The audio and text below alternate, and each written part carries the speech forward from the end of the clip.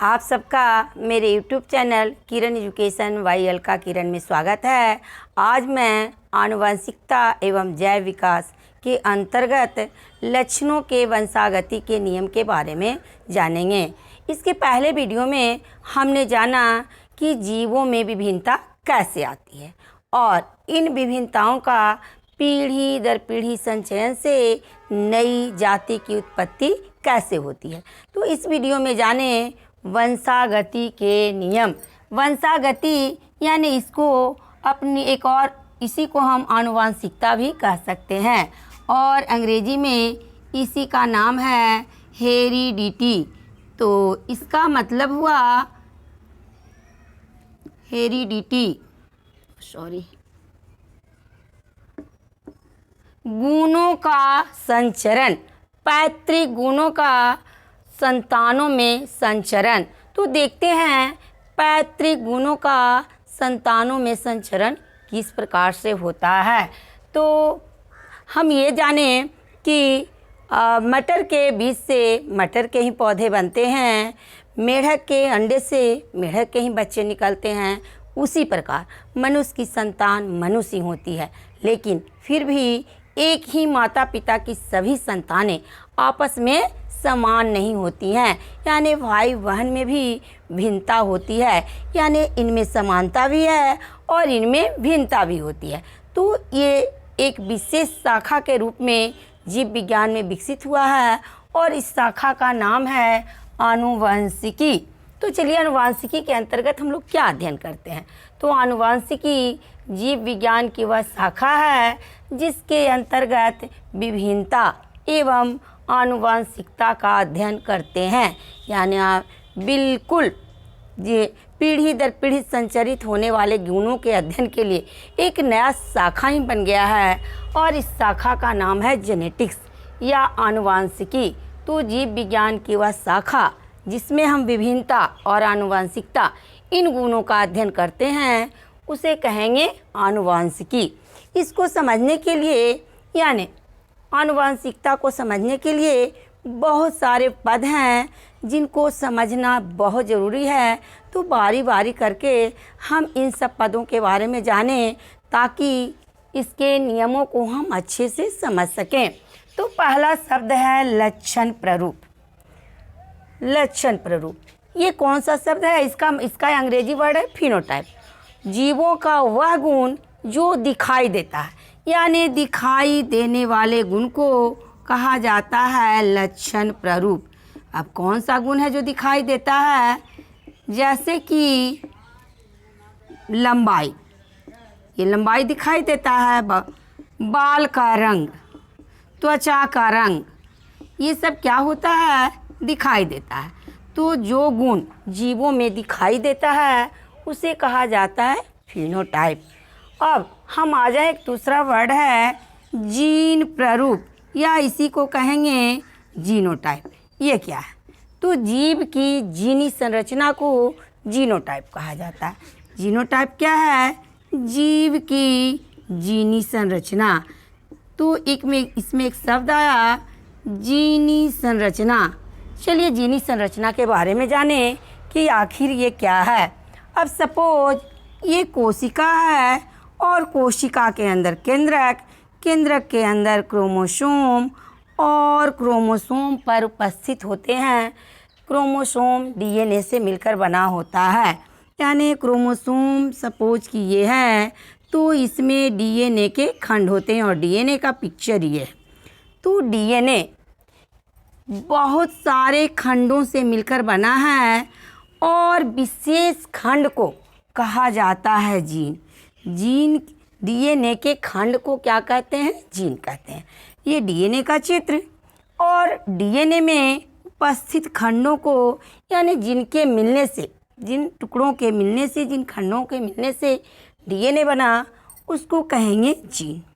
और जीन लक्षणों के लिए उत्तरदायी होता है। तो ये हुआ जीव की जीनी संरचना, यानी वैसा लक्षण, वैसा गुण जो दिखाई नहीं देता है लेकिन जीव की जीनी संरचना में उपस्थित होता है। इसका एग्जाम्पल हम देंगे तो ये हो सकता है लंबाई के लिए उत्तरदायी जीन, यानी जो बाहर से दिखाई नहीं दे लेकिन लंबाई के लिए उत्तरदायी जीन, ये हो गया जीनोटाइप। यानी डीएनए का खंड, डीएनए के खंड को कहेंगे जीन और जीव के जीनी संरचना को कहेंगे जीन प्ररूप या जीनोटाइप। तो अब हम चलते हैं वंशागति के नियम की ओर। ये कैसे होता है?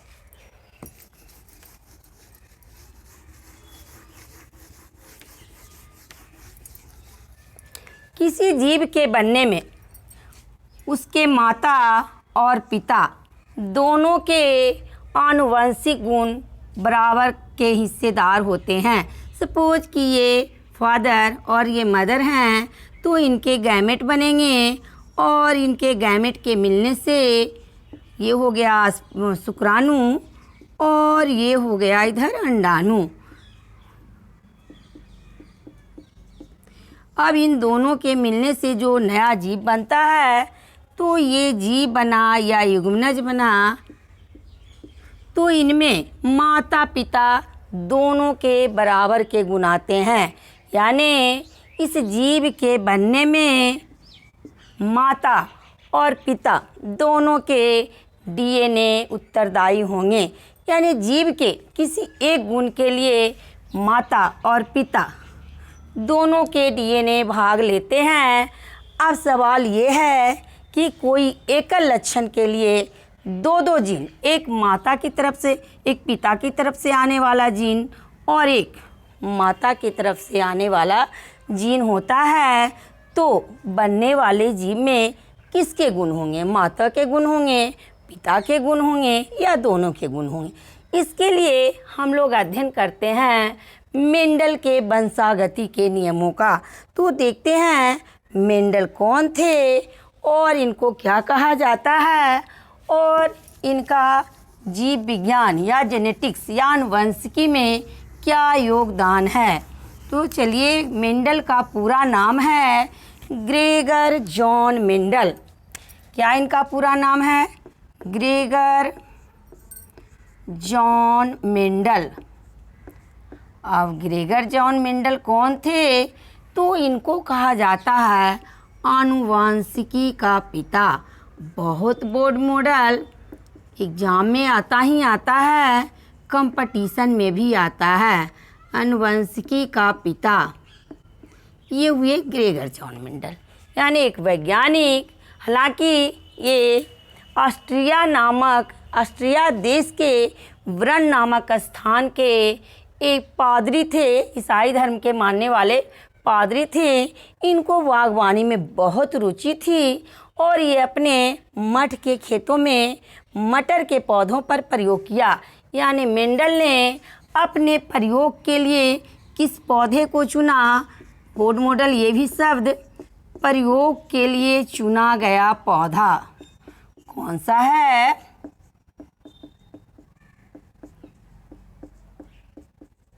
चुना गया पौधा का नाम है मटर, जिसको अंग्रेजी में कहते हैं PEP। ये हो गया बोर्ड मॉडल दोनों, ग्रेगर जॉन मेंडल आनुवंशिकी के पिता। और मेंडल ने अपने प्रयोग के लिए कौन सा पौधा चुना? तो मटर का पौधा चुना। मटर का वैज्ञानिक नाम क्या है? पिजम सैटिवम। सैटिवम ये हुआ मटर का वैज्ञानिक नाम। ये भी बोर्ड मॉडल, ये तीनों ही एग्जाम में अल्टर करके आते ही रहता है और 10 के एग्ज़ाम में या कंपटीशन के लिए तो बहुत ही इम्पॉर्टेंट। तो ग्रेगर जॉन मेंडल को आनुवंशिकी का पिता कहा जाता है और इन्होंने बागवानी में मटर के पौधों पर अपना प्रयोग किया, जिसका वैज्ञानिक नाम पिजम सैटिवम है। अब सवाल उठता है कि वनस्पति जगत के लाखों पौधों में से मेंडल ने मटर के पौधों का ही चयन क्यों किया? तो इसके बहुत सारे कारण हैं। सबसे पहले तो इसका जीवन चक्र बहुत ही छोटा होता है। छोटा का मतलब ये कुछ ही महीनों में उगने वाला पौधा है। और दूसरे इसके विपरीत लक्षण बहुत ज़्यादा पाए जाते हैं। अब ये विपरीत लक्षण क्या होता है? जैसे पौधे में लंबाई में ही अंतर होती है। इसके पौधे या तो छोटे भी होते हैं, बड़े भी होते हैं, और इनके लंबाई, फूलों का रंग, फूल का रंग या तो उजला होता है या बैंगनी आता है। इसके अलावा बीज का रंग भी या तो पीला होता है या हरा होता है। इसी तरह इसमें बहुत सारे विपरीत गुण होते हैं, जिसके कारण मेंडल ने मटर के पौधों का चयन किया। और भी गुण हैं। ये उभयलिंगी, द्विलिंगी पौधे होते हैं, यानी एक ही पौधे में मेल ऑर्गन और फीमेल ऑर्गन दोनों होते हैं, जिसके कारण इसका स्वपरागण कराना आसान होता है। इन्हीं सब कारणों से मेंडल ने मटर के पौधों का चयन किया। तो अब हम देखते हैं मेंडल ने मटर के पौधों का चयन करके कैसे वंशागति के नियम का प्रतिपादन किया। हालांकि मेंडल ने प्रयोग किया मटर के पौधे पर, लेकिन ये नियम मनुष्य यानी जंतुओं पर भी लागू होते हैं, क्योंकि दोनों का शारीरिक गठन या कहिए क्रोमोसोमल स्तर एक जैसा होता है, और ये विभिन्नता जो भी होती है क्रोमोसोम स्तर पर होता है। तो हम देखते हैं मेंडल के द्वारा मटर पर क्या प्रयोग किए गए थे।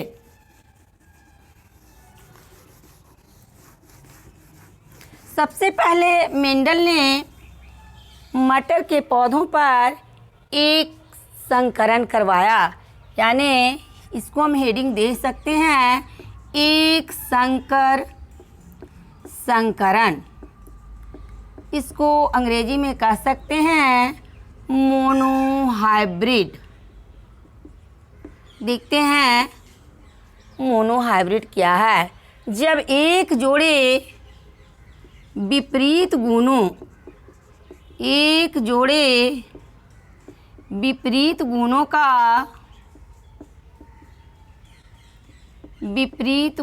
की वंशागति का अध्ययन, वंशागति यानी आनुवंशिकता, वंशागति का अध्ययन किया जाता है, तो इसे कहा जाता है एक संकरण।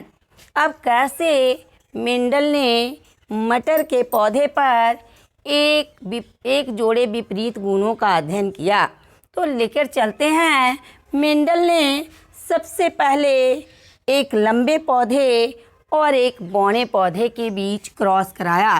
सपोज ये लंबा पौधा है और इसका संकरण कराया गया छोटे पौधे से, यानी लंबा पौधा और ये हो गया बौना पौधा। जब क्रॉस कराया गया तो अगली पीढ़ी में ये लंबा पौधा और ये बौना पौधा, अगली पीढ़ी में बीज जो उत्पन्न हुए उसको बुना गया, तो बीज से उत्पन्न जो पौधे प्राप्त हुए सारे के सारे लंबे प्राप्त हुए, यानी एक भी पौधा नाटा नहीं आया। ये लंबा पौधा और ये हो गया बौना पौधा। अब मेंडल को जानकर आश्चर्य हुआ कि लंबेपन का गुण और बौनेपन का गुण, दोनों तरह के गुण से जब हम क्रॉस कराए, क्रॉस का मतलब पर परागण, यानी एक पौधे का परागकण दूसरे पौधे के प्रतिकाग्र पर परिपक्व होने के समय छिड़क दिया जाता है और उसको प्लास्टिक की थैली से बंद कर दिया जाता है, तो इसको कहा जाता है पर परागण। तो लंबे और बौने पौधे के परागण से, पर परागण से, क्रॉस वर्ड भी बोल सकते हैं, से पहली पीढ़ी में जो पौधे प्राप्त हुए सारे के सारे लंबे हुए। कैसे पौधे हुए? सारे के सारे लंबे। मेंडल को बड़ा आश्चर्य हुआ कि लंबापन का गुण, बौनापन का गुण में एक ही उभर के आया, एक गया तो कहाँ गया। अब इस आश्चर्य को वे दबा नहीं सके और फिर उन्होंने इस पौधे का, यानी जो लंबा पौधा उगा उसको फिर क्रॉस, स्वपरागण, इस बार सेल्फ पॉलिनेशन होने दिए, यानी उसको प्राकृतिक रूप से परागण होने दिया गया। तो इस बार 75% पौधे लंबे हुए और 25% पौधे नाटे हुए। ये मिक्स आया इस बार। तो उनको आश्चर्य हुआ कि जो गुण एक पहली पीढ़ी में दबा रह गया था वो अगली पीढ़ी में उभर कर आया। इस तरह मेंडल यही नहीं माने, इन्होंने अगली पीढ़ी में फिर लंबे पौधों को अलग से क्यारी बनाकर उसका संकरण कराया, स्वपरागन होने दिया और बौने पौधे का भी होने दिया। तो उन्होंने देखा लंबे पौधे में से कुछ पौधे हमेशा ही लंबे पौधे दे रहे हैं, जबकि बौने पौधे में से कुछ तो लंबा दे रहे हैं और बौने पौधे भी हमेशा बौने पौधे उत्पन्न कर रहे हैं, जबकि लंबे पौधे में से कुछ लंबे और कुछ बौने उत्पन्न कर रहे हैं। तो इस तरह इसको हम थोड़ा सा गणितीय रूप में देखें लंबा। अब हम देखें किसी गुण के लिए 2 जीन उत्तरदायी होते हैं, एक माता की तरफ से आने वाला और एक पिता की तरफ से आने वाला। यानी लंबापन के लिए अगर हम जीन लें या इसका युग्म विकल्पी एलील बनाएं तो ये हो जाएगा capital T tall, capital T।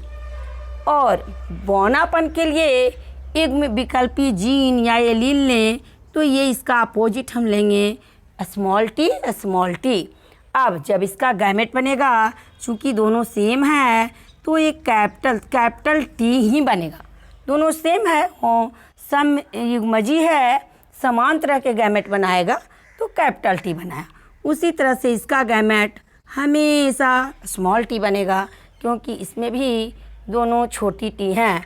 अब इन दोनों के बीच जब क्रॉस कराया जाता है तो अगले जनरेशन में जो पौधे लंबे होते हैं उसमें से एक कैपिटल T और एक स्मॉल t आता है। ये हो गया तो लंबापन, क्योंकि 2 t में से एक बड़ा t है एक छोटा t है। अब लेकिन पौधा हो गया लंबा, तो इस पीढ़ी का नाम है, ये जो दोनों लिए ये हुआ पेरेंटल जनरेशन, जनक पीढ़ी। इसको कौन सा पीढ़ी कहेंगे? जनक पीढ़ी। सांकेतिक रूप से इसे P द्वारा सूचित किया जाता है। और ये हुआ F1 पीढ़ी, जिसमें कहने के लिए तो पौधे लंबे हुए, लेकिन इसमें 2 तरह के जीन उपस्थित थे, लंबेपन के जीन और बौनेपन के जीन। अब दोनों जीन के रहते हुए भी पौधा केवल और केवल लंबा बना, तो जो गुण F1 पीढ़ी में दिखाई देता है उसको कहते हैं प्रभावी गुण। इसको देखते हैं प्रभावी गुण। ये क्या है? F1 पीढ़ी यानी संकर पीढ़ी में दिखाई देने वाला गुण। संकर पीढ़ी में एक नया वर्ड हुआ प्रभावी गुण। संकर पीढ़ी में दिखाई देने वाला गुण को कहते हैं प्रभावी गुण। दिखाई देने वाला गुण। अब एक दूसरा आया, तो इसमें कौन सा गुण दिखाई दे रहा है? संकर पीढ़ी में लंबा और बौना दोनों का जीन प्रेजेंट है, लेकिन दिखाई दे रहा है केवल और केवल लंबा गुण, यानी लंबापन का गुण प्रभावी गुण है। और इसमें छोटी टी भी उपस्थित है, यानी बौनापन का भी गुण है। तो F1 पीढ़ी, अब ये दूसरा वर्ड आया, इसका उल्टा अप्रभावी गुण। ये कौन सा शब्द है? ये भी नया शब्द। और ये संकर पीढ़ी यानी F1 पीढ़ी। संकर पीढ़ी बोलें या F1 पीढ़ी बोलें, तो संकर पीढ़ी में दबा रहने वाला गुण है तो प्रेजेंट, लेकिन इसकी उपस्थिति लंबेपन के गुण के कारण ये बौनेपन का गुण दब गया। तो संकर पीढ़ी में दबा रहने वाला गुण को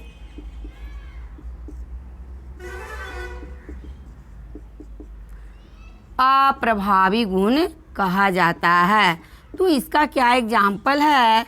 इसका एग्जाम्पल हो जाएगा आपका बौनापन। F1 पीढ़ी में इसका एग्जाम्पल हो गया बौनापन। तो ये F1। अब देखें अगले पीढ़ी में जब इसका स्वपरागन किया गया तो इसके 4 तरह से इसके पनेट स्क्वायर से बता देते हैं कैसे इसके गैमेट प्राप्त होते हैं। तो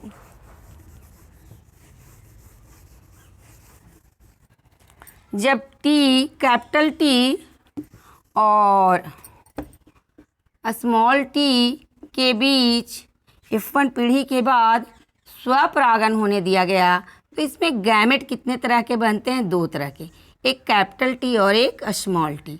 उसी तरह से इसके गैमेट 2 बने, एक कैपिटल टी और एक स्मॉल टी। अब ये दोनों गैमेट से हम जब स्वपरागन के लिए छोड़ते हैं तो देखते हैं किस तरह से इसको हम चेकर बोर्ड बोलें, पनेट स्क्वायर बोलें, जो भी बोलें। तो एक तरह से हम ले लेते हैं ये मेल का सिंबल, ये फीमेल का सिंबल और ये मेल का सिंबल। तो एक तरफ कोई गैमेट ले लें ऐसे T, capital T, small T, और एक तरफ ले लें कैपिटल टी, स्मॉल टी। देखते हैं कैसे इसके अनुपात प्राप्त होते हैं। तो यहाँ हो गया दोनों कैपिटल टी, यहाँ हो गया कैपिटल टी स्मॉल टी, यहाँ कैपिटल टी स्मॉल टी, और यहाँ हो गया स्मॉल टी। ये पनेट स्क्वायर से देखें कि जनक पीढ़ी में जब 2 विपरीत जोड़े लक्षणों के बीच संकरण कराया जाता है तो F1 पीढ़ी में संकर पौधे प्राप्त होते हैं जो सारे के सारे लंबे होते हैं। और इस संकर पौधों को जब स्वपरागन होने दिया जाता है इसको हम कहेंगे F2 पीढ़ी। कौन सा पीढ़ी हो गया? F2 पीढ़ी। F2 पीढ़ी के पौधों के बीच जब स्वपरागन कराया जाता है तो ये इस तरह से हमें प्राप्त होता है, जिसमें एक शुद्ध लंबा, 2 मिश्रित लंबा और एक शुद्ध नाटा प्राप्त होता है। अब इसका हम लक्षण प्ररूपी अनुपात, जो बहुत ही बोर्ड मॉडल है, और जीन प्ररूपी अनुपात को देखें किस तरह से प्राप्त होता है।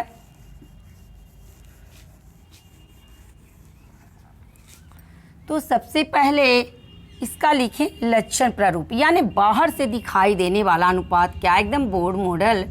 लक्षण प्ररूपी यानी एक संकर संकरण का लक्षण प्ररूपी अनुपात क्या है?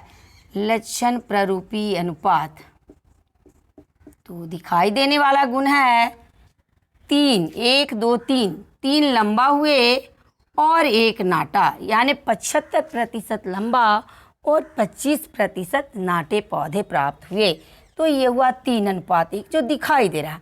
लेकिन अगर जीन के लेवल पर गणना करें कि इनमें जीन के जीनी संरचना में क्या है, मेंडल ने इसके बाद भी प्रयोग किया तो कुछ पौधे हमेशा ही लंबे पौधे दिए और कुछ पौधे जो मिश्रित गुण वाले थे उनमें लंबा नाटा का अनुपात इसी तरह आता रहा, और कुछ पौधों के बीच से हमेशा बौने पौधे उत्पन्न होते रहे। तो ये हुआ जीन प्ररूप अनुपात क्या है? तो इसको हम इस तरह से देख सकते हैं, 1 यानी शुद्ध लंबा, 2 यानी मिश्रित लंबा, और 1 यानी शुद्ध नाटा। तो इस तरह से एकदम बोर्ड मॉडल एग्जाम में देते रहता है। एक संकर संकरण के फलस्वरूप मेंडल ने अपने प्रयोग में पाया कि लक्षण प्ररूपी अनुपात 3:1 आता है और जीन प्ररूपी अनुपात 1:2:1 आता है। तो ये हुआ लक्षणों के वंशागति का नियम, जिसमें मेंडल का क्या योगदान था इसके बारे में बताया। हालांकि इसी के आधार पर मेंडल ने द्विसंकर संकरण का भी प्रयोग किया, जो अगले वीडियो में। तो ओके, हमारा वीडियो अच्छा लगता है तो प्लीज़ लाइक, कमेंट और शेयर ज़रूर करें। ओके।